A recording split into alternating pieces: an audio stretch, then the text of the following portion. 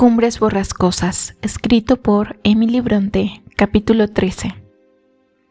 2 meses permanecieron ausentes los fugitivos. Durante aquel intervalo la señora sufrió y dominó lo más agudo de una fiebre cerebral, como diagnosticaron su dolencia. Ninguna madre hubiera cuidado a su hijo con más devoción que Eduardo cuidó a su esposa. Día y noche estuvo a su lado, soportando cuantas molestias le producía. Kenneth no ignoraba que aquello que él salvaba de la tumba solo serviría para aumentar los desvelos de Linton con un nuevo manantial de preocupaciones. Eduardo sacrificaba su salud y sus energías para conservar la vida de una piltrafa humana. No obstante, su gratitud y su alegría fueron inmensas cuando Catalina estuvo fuera de peligro. Horas enteras permanecía sentado a su lado, vigilando los progresos de su salud y esperando en el fondo que su esposa recobrase también el equilibrio mental y volviera a ser lo que había sido entonces. La primera vez que ella salió de su habitación, la contemplaron ansiosamente. «Son las primeras flores que brotan en las cumbres», exclamó. «Me recuerdan los vientos templados que funden los hielos, el cálido sol y las últimas nieves. Eduardo, ¿sopla el viento del sur? ¿Se ha fundido la nieve ya?» «Aquí ya no hay nieve, querida», contestó su marido. «Solo se divisan 2 manchas blancas en toda la extensión de los pantanos. Y el cielo está azul, las alondras cantan y los riachuelos llevan mucha corriente. La primavera del año pasado, Catalina, yo temblaba de impaciencia de tenerte conmigo bajo este techo. Ahora, en cambio, quisiera verte en aquellas colinas.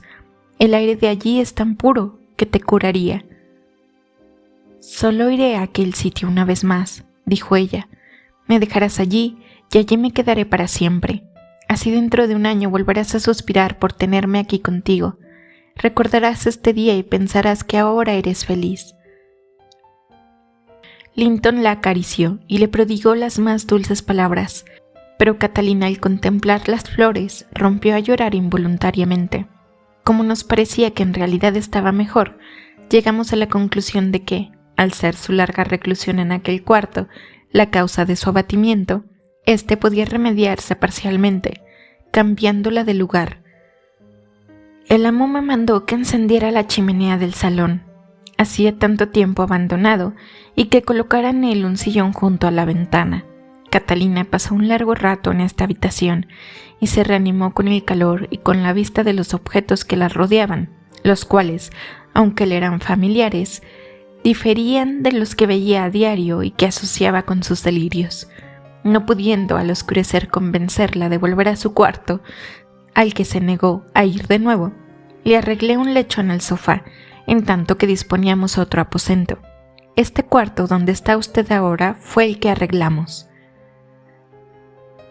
Poco después, Catalina ya estaba lo suficientemente fuerte para andar por la casa, apoyándose en el brazo de Eduardo. Yo estaba persuadida de que se curaría. De ello dependía también que el Señor encontrase de su nuevo consuelo en sus tribulaciones, ya que todos esperábamos el próximo nacimiento de un heredero. Isabel, 6 semanas después de su fuga, envió a su hermano una nota participándole su matrimonio con Heathcliff. Era una carta muy seca, pero llevaba una postdata a lápiz que dejaba entrever el remoto deseo de una reconciliación, añadiendo que no había estado en su voluntad evitar lo sucedido y que ahora ya no tenía remedio. Linton no contestó, según se me figura, y 15 días después yo recibí una larga carta, increíble, en una recién casada, que debía estar aún en plena luna de miel. Voy a leerla porque la conservo. Todo recuerdo de un difunto es precioso, si se le sigue estimando como cuando estaba vivo. Querida Elena, al llegar anoche a Cumbres Borrascosas se me informó por primera vez de que Catalina ha estado y está todavía muy enferma. No creo oportuno escribirle. Me parece que mi hermano está muy disgustado conmigo, puesto que no me escribe. Como no obstante siento la necesidad de dirigirme a alguien, te escribo a ti. Dile a Eduardo que quisiera con todo mi corazón volverle a ver, que mi alma volvió a la granja de los tordos a las 24 horas de haber salido de ella, y que en ella está en este momento. Dile que experimento el mayor afecto hacia él y hacia Catalina, y que yo no puedo hacer lo que hace mi alma. Estas palabras están subrayadas en la carta. Aunque creo que tampoco nadie en esa casa tiene por qué esperarme. Pero que Eduardo no piense que es por olvido o por falta de cariño, que se figure lo que le parezca más acertado. El resto de esta carta va dirigido a ti. Contéstame ante todo a 2 preguntas. La primera es esta. ¿Cómo te las arreglabas para llevarte bien con todos cuando vivías aquí? Porque yo no encuentro el modo de entenderme con los que me rodean. La segunda pregunta me interesa mucho. ¿Heathcliff es un ser humano? Y si lo es, ¿está loco o es un demonio? No hace falta que te expliques los motivos de estas preguntas. Explícame tú, si puedes, cuando vengas a verme, qué clase de ser es este con el que me he casado. No me escribas, pero cuando vengas procura que Eduardo te dé algún recado para mí. Te voy a contar la acogida que me han hecho en Cumbres, mi nueva casa al parecer. Te lo cuento por entretenerme, no para quejarme de tales o cuales faltas de comodidad. Si esto fuera lo único que hubiera de malo y lo demás no existiera, creo que me pondría a bailar de júbilo. Cuando terminábamos de cruzar los pantanos, ya se ponía el sol. Debían ser sobre las 6. Heathcliff perdió media hora en inspeccionar el parque y los jardines, con lo cual ya era de noche cuando nos apareamos en el patio enlosado de la quinta. Vuestro antiguo criado José salió a recibirnos de un modo que habla muy alto de su cortesía. Lo primero que hizo fue levantar hasta la altura de mi rostro la bujía que llevaba en la mano, esbozar un guiño maligno, sacar hacia adelante el labio inferior y volver la espalda. Después se hizo cargo de los caballos, los llevó a la cuadra y reapareció al fin para cerrar la puerta exterior, como si moráramos en un castillo antiguo. Heathcliff habló un rato con él, y yo entre tanto entré en la cocina, que es una especie de sucia cueva que probablemente no conocieras si volvieras a verla, pues ha cambiado mucho. Cerca del fuego estaba un niño robusto, con aspecto de pilluelo algo parecido a Catalina en los ojos y la boca. Debe de ser el sobrino de Eduardo, pensé, y por tanto es pariente mío hasta cierto punto, así que debo darle la mano y besarle. Procuraremos establecer desde el principio relaciones amistosas en esta casa. Me acerqué a él y tratando de cogerle la mano le dije: «¿Cómo estás, queridito?». Él me replicó unas palabras ininteligibles. «¿Vamos a ser amigos, Hareton?», agregué. Me contestó con un juramento y añadió la amenaza de azuzar a Tragón contra mí si no me marchaba. «¡Arriba, Tragón!», gritó el desaventurado al perro, que estaba en un rincón, y añadió mirándome: «¿Qué, te marchas?». El instinto de conservación me hizo complacerle. Salí y esperé a que llegaran los demás, pero Heathcliff no aparecía por lado alguno, y José, a quien le pedí que me acompañase a mi cuarto, contestó: «Cha, cha, cha. ¿Ha oído nunca un cristiano hablar de esta manera? ¿Qué cháchara? Cualquiera le entiende». «Dijo que me acompaña a la casa», grité creyendo que sería sordo y bastante enojada de su grosería. «¡Huya! Tengo cosas más importantes que hacer». Y continuó ocupándose en sus menesteres, moviendo las mandíbulas y mirando despectivamente mi vestido y mi rostro. Creo que tanto él primero tenía de bonito, debía tener el segundo de apenado. Di la vuelta al patio y llegué a otra puerta a la que llamé, esperando que apareciese algún criado más servicial. Al poco rato abrió un hombre alto y delgado. No llevaba corbata y tenía un aspecto terrible de abandono. Una maraña de cabellos que caían hasta sus hombros desfiguraba su semblante. Sus ojos parecían una copia de los de Catalina. «¿Qué quiere?», me preguntó. «¿Quién es usted?». «Mi nombre de soltera era Isabel Linton», repuse. «Ya me conoce usted. Me he casado hace poco con el señor Heathcliff, que es quien me ha traído aquí. Supongo que con el consentimiento de usted». «¿De manera que él ha vuelto?», preguntó el solitario con un repentino fulgor en su mirada de lobo hambriento. «Sí», dije. «Pero me dejó a la puerta de la cocina y cuando quise entrar su hijo me ahuyentó azuzando un perro contra mí». «Veo que el maldito villano ha cumplido su palabra», rezongó el hombre, mirando detrás de mí como si buscase a Heathcliff. Ya me arrepentía de haber llamado a aquella puerta y me disponía a marcharme cuando él me mandó pasar y cerró la puerta con llave. En la habitación Había un gran fuego que constituía la única iluminación de la estancia. El suelo era de un sucio tono grisáceo y los platos, que siendo yo niña me llamaban tanto la atención por su brillo, estaban cubiertos de polvo y de moho. Pregunté si podía llamar a la doncella para que me llevase a mi habitación. Earnshaw no se dignó contestarme. Se paseaba con las manos en los bolsillos, completamente ajeno a mi presencia al parecer, y tal era su profunda abstracción y tan misantrópico aspecto presentaba que no me atreví a importunarle una vez más. No te asombrarás, Helena, de que te diga que me sentí muy triste en aquel hogar inhospitalario, 1000 veces peor que la soledad, y sin embargo situado a solo 6 kilómetros de mi antigua y agradable casa, donde habitan las únicas personas a quienes quiero en el mundo. Pero era lo mismo si en lugar de 6 kilómetros nos separara el océano, un abismo infranqueable en todo caso. La pena que más me angustiaba era la de no tener a quien recurrir para hallar un amigo o un aliado contra Heathcliff. Por un lado me alegraba de haber ido a vivir a Cumbres Borrascosas para no tener que estar sola con él, pero sabía ya cómo era la gente de esta casa y no temía que interviniese en nuestros asuntos.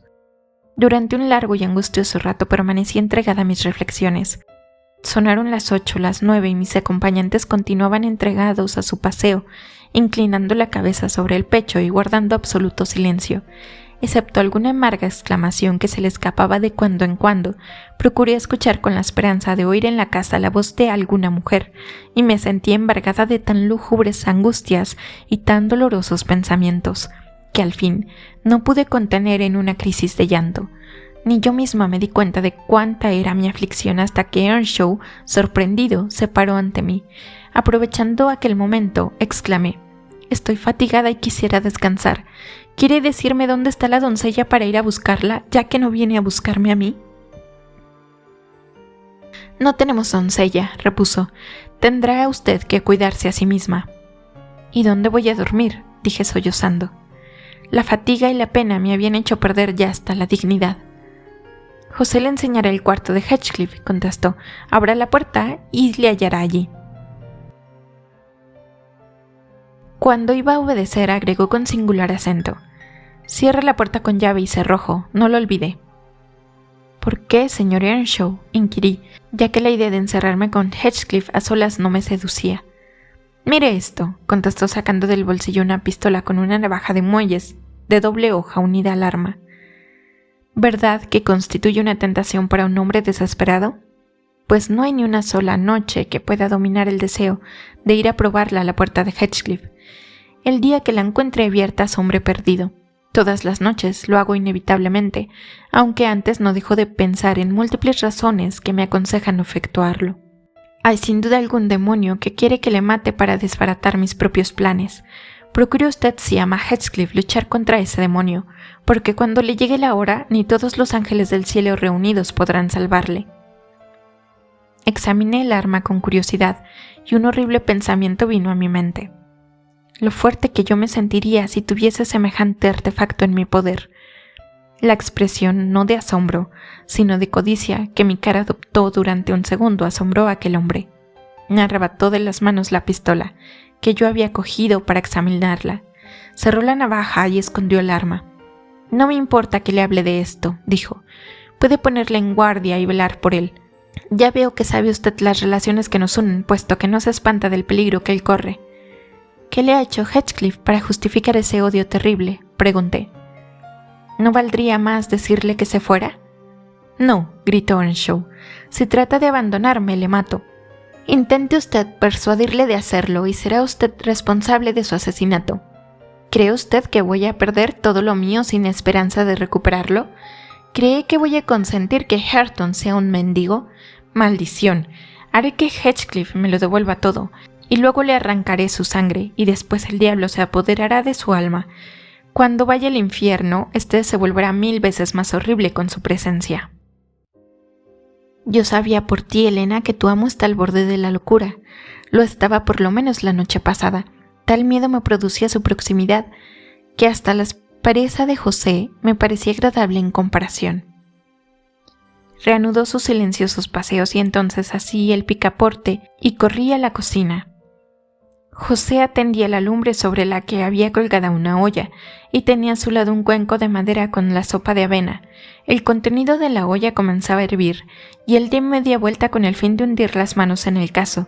Suponiendo que todo aquello estaría destinado a la cena, resolví cocinar algo que resultara comestible, ya que me sentía con apetito, y exclamé: «Yo haré la sopa». Le quité la vasija y comencé a despojarme de la ropa de montar. «El señor Earnshaw», agregué, «me ha dicho que debo cuidarme yo misma. No voy a andar aquí con remilgos, porque temo que me moriría de hambre».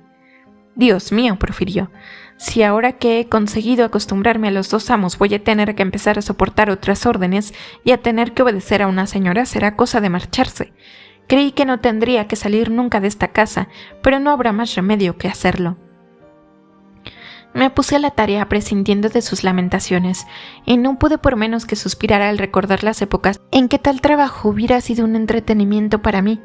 El recuerdo de las aventuras perdidas me angustiaba, y a mayor angustia más vivamente agitaba el batidor y más deprisa caían en el agua los puñados de harina. José contemplaba furioso mi modo de cocinar. «¡Qué barbaridad!», comentaba. «Te quedas sin sopa esta noche, Hareton, otra vez. En su lugar yo rechazaría caso y todo. Vamos, eche usted de una vez toda esa porquería y así concluiré antes». «Sí, hombre, sí. Plaf. Me asombra que no se haya torcido el fondo del cacharro». El preparado que vertía en los tazones era, en verdad lo confieso, menos que mediano. Había en la mesa 4 tazones y un jarro de leche. Hareton lo cogió, se lo aplicó a los labios y comenzó a beber, vertiéndosele partes por las comisuras de la boca. Yo le reprendí y le dije que la leche se bebía en vasos y que yo no tomaría después de llevarse él el jarro a la boca. El viejo rufián se mostró muy enojado de mis escrúpulos y me aseguró con insistencia que el chico valía tanto como yo y que estaba sano. El chiquillo continuaba sorbiendo y babeando y me miraba ceñudo como si me desafiara. «Me voy a cenar a otro sitio», dije. «¿No hay aquí algo parecido a un salón?» «¿Salón?», se enojó José. «No, no hay salón. Si nuestra compañía no le conviene, tiene a los amos. Y si la de ellos no le gusta, la nuestra». «No voy arriba», repuse. «Enséñeme una habitación». Puse mi tazón en una bandeja y me fui a buscar más leche yo misma. El hombre se levantó a regañadientes y me acompañó al piso superior. Llegamos al desván y me fue mostrando sus distintas divisiones. «Aquí hay un cuarto que no está mal para comer en él una sopa», dijo. «En aquel rincón hay un montón de trigo limpio.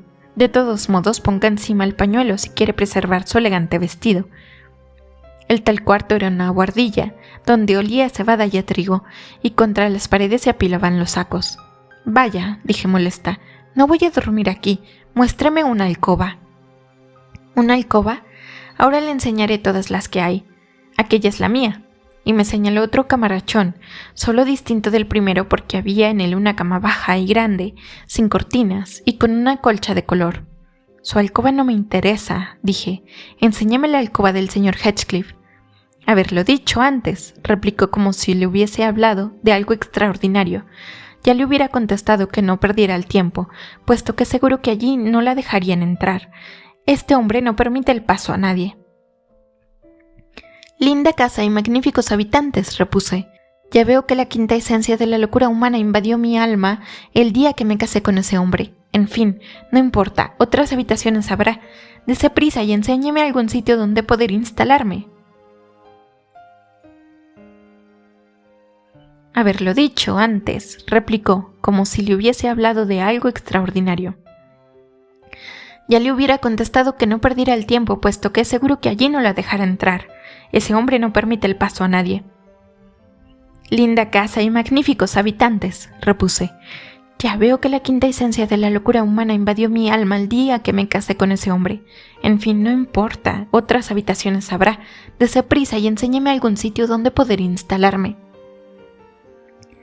Bajó sin contestar y me llevó a una habitación que por las trazas debía de ser la mejor.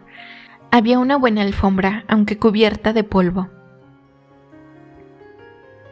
Una chimenea con una orla de papel pintado que se caía a pedazos, una excelente cama de roble con cortinas carmesí modernas y costosas, pero todo tenía un aspecto descuidadísimo.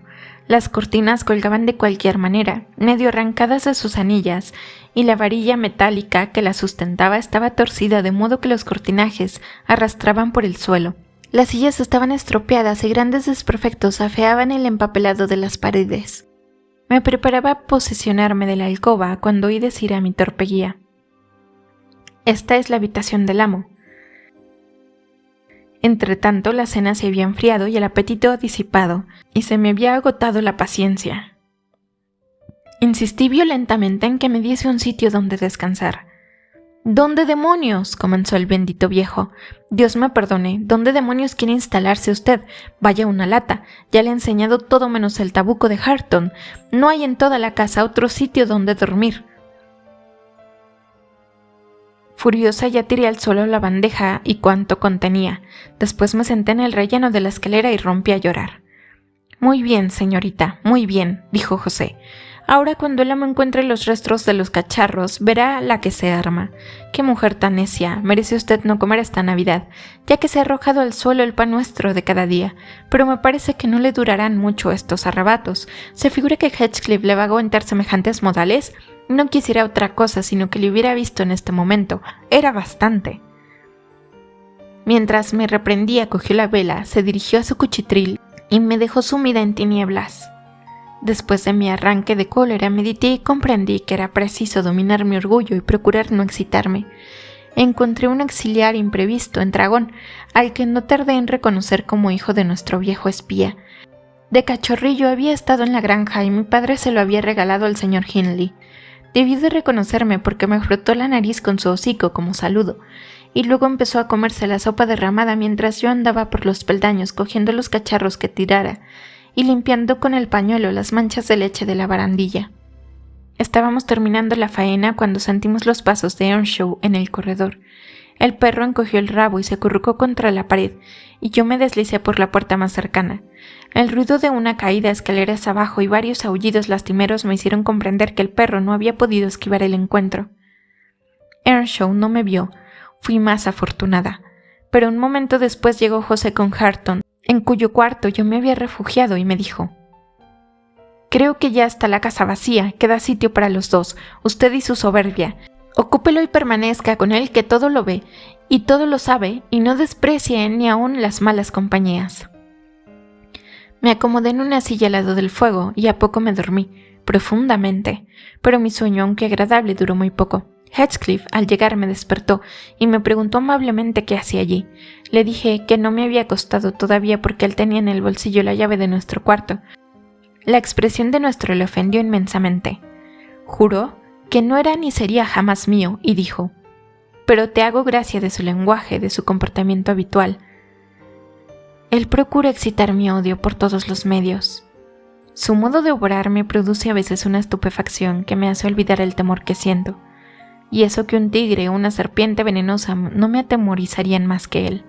Me habló de la enfermedad de Catalina y culpó a mi hermano de ser la causante de ella, agregando que me consideraba como si yo fuese el propio Eduardo a efectos de vengarse. Les odio, qué desgraciada soy, y qué necia he sido. Pero no hables en casa de todo esto. Te espero con afán, no faltes. Isabel.